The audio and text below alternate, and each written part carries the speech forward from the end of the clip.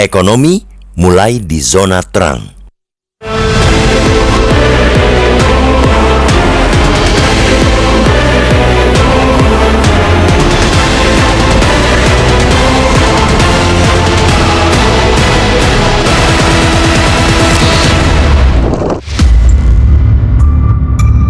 Kabar cerah datang dari Badan Pusat Statistik (BPS) kemarin. Data-data yang disampaikan BPS menunjukkan perekonomian Indonesia terbukti masih tangguh di tengah masih bergejolaknya ekonomi global. Sepanjang 2025, pertumbuhan ekonomi secara tahunan berhasil mencapai 5,11%. Capaian itu lebih tinggi jika dibandingkan dengan pertumbuhan ekonomi di 2024 yang sebesar 5,03%. Bahkan, pertumbuhan ekonomi di 2025 itu merupakan capaian tertinggi sejak 2022.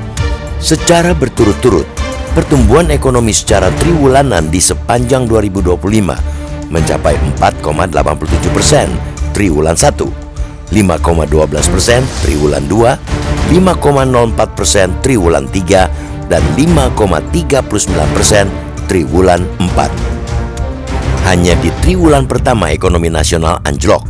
Di sisa triwulan berikutnya, pemerintah langsung tancap gas.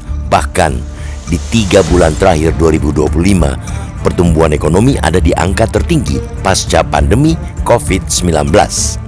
Kabar cerah lainnya dalam catatan BPS, konsumsi rumah tangga masih menjadi mesin utama pertumbuhan.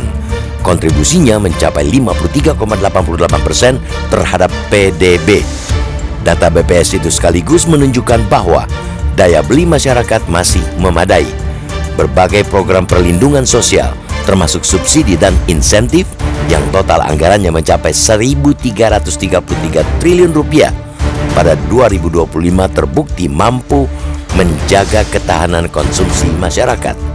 Besarnya anggaran perlindungan yang diguyur pemerintah itu tak lepas dari data BPS pada 2024 yang melaporkan ada sekitar 10 juta penduduk turun kelas dari kelas menengah menuju ke kelas menengah bawah dalam 5 tahun terakhir. Jumlah penduduk kelas menengah di Indonesia berkurang dari 21,5% pada 2019 menjadi 17,1% pada 2024.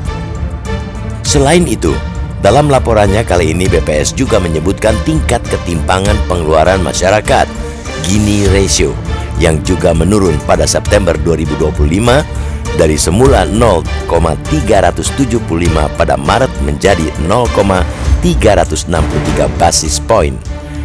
Itu artinya tingkat kesenjangan ekonomi mulai bisa diatasi meski belum signifikan.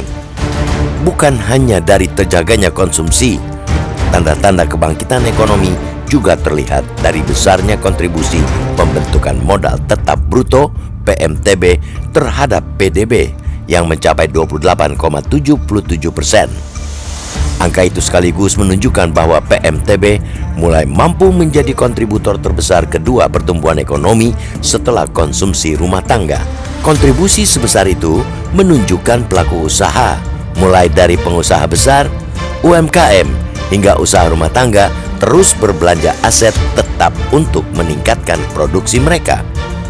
Pertumbuhan tertinggi terjadi pada subkomponen mesin dan perlengkapan yang melonjak 17,99%, didorong oleh peningkatan impor barang modal jenis mesin serta meningkatnya produksi industri mesin dalam negeri. Lembaga pemeringkat S&P Global turut melaporkan industri manufaktur Indonesia kembali ke zona ekspansi mulai Agustus 2025 setelah sempat terseok-seok sejak awal tahun. Pendorong utamanya ialah meningkatnya permintaan domestik dan optimisme pelaku usaha. Dari sisi lapangan usaha, industri pengolahan menjadi sumber pertumbuhan tertinggi dengan kontribusi 1,07% terhadap pertumbuhan ekonomi. Diikuti sektor perdagangan yang tumbuh 5,49% dan pertanian 5,33%.